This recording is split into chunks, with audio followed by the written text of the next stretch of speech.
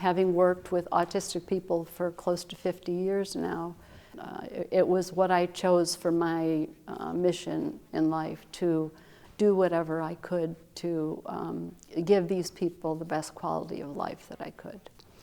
But there were a lot of movements along the way, and over the last several years, and one was, called Autism Awareness.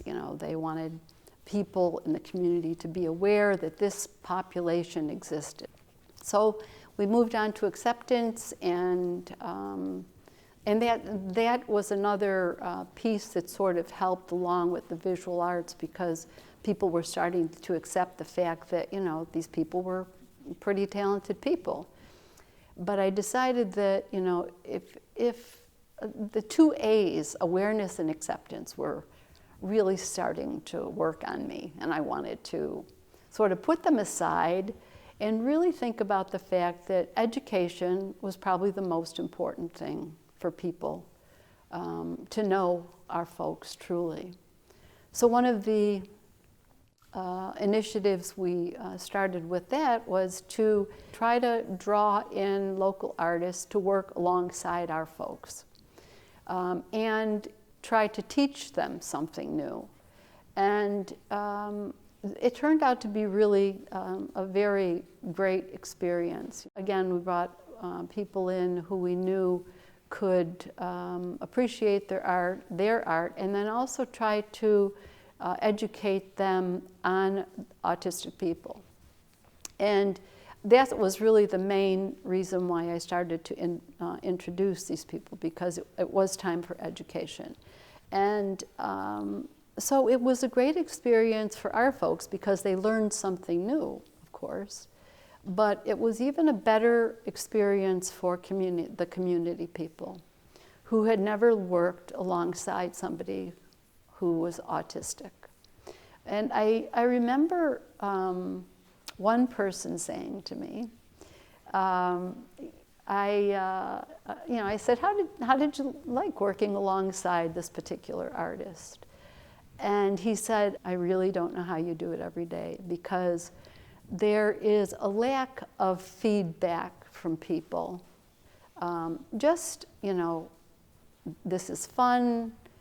You asking them if you like it, and they say yes, one-word responses. But there was no expression that really spoke to whether or not they were enjoying what they were created.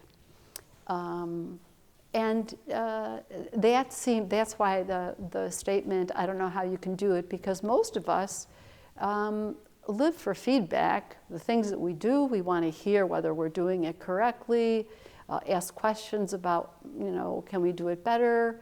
Are there other things that we could do with the same kinds of materials? But that's not what this person was going to get out of the artist he chose. And in fact, this is an artist who was verbal, but he's not a big communicator. He'll answer a question very briefly, but doesn't go into any kind of reciprocal communication. So for that person, I think he learned that, this could be a very challenging job for people if they're not getting any kind of feedback from people. And there's a lot to be said for that, because that's often the times. So I think that was a good education for the community. For our people, they learned how to do new art, different, using different materials. They created some metal works and made these huge metal flowers, and they're currently sitting over at 5 Points Bakery for the public to enjoy. I'm a big fan of, in our philosophy, is when you hold people to an expectation, whether it's an employee or one of our folks, it's important to hold them to that expectation, because the minute you let go of that expectation and it starts to drop, it's difficult to get them back up there. So never expect, I always tell my staff, never expect less than what you know that they can do. And always aim high for them, because they're capable of doing it as long as they have the right support around them.